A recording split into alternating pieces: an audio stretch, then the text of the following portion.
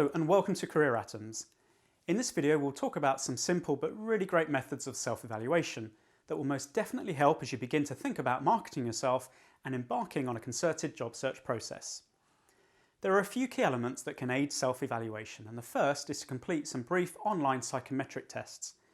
There are more detailed and costly reports that you can undertake, including Myers-Briggs, SHL and Insights Discovery, for example, all of which I've done and can certainly attest to the very detailed and accurate information they provide.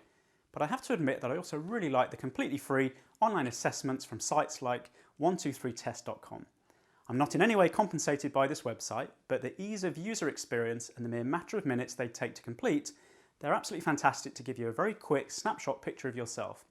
Even though they're free, they're of course still based on widely accepted psychological studies, sound research and the same kinds of models utilised by the more expansive and more expensive tests.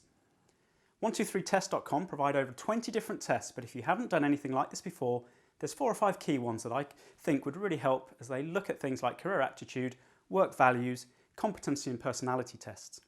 I've included some information and links to these in the relevant FAQ section on the Career Atoms website. Another good exercise that will definitely help prior to writing or updating your CV and LinkedIn profile, as well as ensuring that you'll be better able to subsequently sell yourself in any future interviews, is a straightforward process of career evaluation. Sit down with a pen and paper or screen and take an hour or so to reflect back over your career to date and consider 7 key things. And to make it easier, we've put a simple outline sheet that you can just download from the Marketing Yourself section on the Career Atoms website. First, what are your unique selling points or USPs? And by this, I mean, what is it about you that makes you different to colleagues? What are the key things that really set you apart? What are you renowned for? What would be the very specific positive things that your colleagues or manager would comment on if they were asked to provide a reference for you? Second, consider your core skills, and by this I mean the core specific elements that are essential to your job. For example, an IT engineer may list things like technical infrastructure design, third-line network support, project management, building servers, key technical certifications and a bunch of other specific hardware and software products that they're very comfortable with. A HR consultant might list specific competences and skills including recruitment, rewards and benefits, well-being, diversity, learning and development, CIPD qualification, HR software packages, data analysis and presentations, etc. Try to avoid very generic soft skills. These would include things like being passionate, hardworking and a team player, etc. Also make sure you're only listing skills that really still have relevance. So an IT engineer wouldn't talk about fixing dot matrix printers or anything else that's completely irrelevant now. Third, reflect on every single role you've undertaken and list down the top 3 key achievements in each position. What accomplishments are you most proud of in each role? And you should be thinking particularly about anything that's positively impacted the company, its employees, customers, clients, products, services or how things get done. If you can back up any of these achievements by noting down any headline facts and figures, then even better. Fourth, once you've highlighted all of the key achievements in every role, take a step back and then consider what you would then boil this list down to if you could only pick out the overall top 3 achievements across the entirety of your career. Note these down and then come back to them in a day or two. Are these still the top 3? Fifth, highlight where you'd like to be on your career ladder in the next 3 to 5 years and list 3 or 4 specific things you'd need to do or the experience you'd need to first undertake to potentially help achieve your goal. Make sure the goal is realistic and largely attainable within your own hands. So if you're a junior business analyst, with the best will in the world, you're probably not going to become an MD or CEO in that particular timescale, but you could certainly become a senior analyst, project manager or line manager, etc. Sixth, you'll want to create a quick personal marketing statement, or as they're often called in the States, an elevator pitch. This is a brief intro that can be used in a variety of circumstances, including a CV or LinkedIn summary, the beginning of your answer to the "Tell me about yourself" interview question, or meeting prospective employers at career fairs and networking events, etc.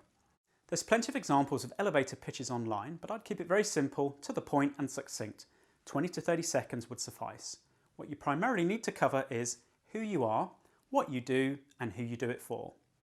So my own pitch would be, I'm a 24-year recruitment, CV writing and career counselling expert who helps job seekers maximise their chances of success by providing exceptional advice. Or when you come to watch the video on creating a great CV, you'll see that the candidate, Owen Reynolds, describes himself as a senior project manager with 16 years of experience successfully delivering large multi-million-pound IT and business change focused projects on time and within budget for blue chip utilities and telecoms organisations. By now you will have completed 6 sections on the self-evaluation document, and hopefully it's already been useful to gather your thoughts and potentially gain some insight.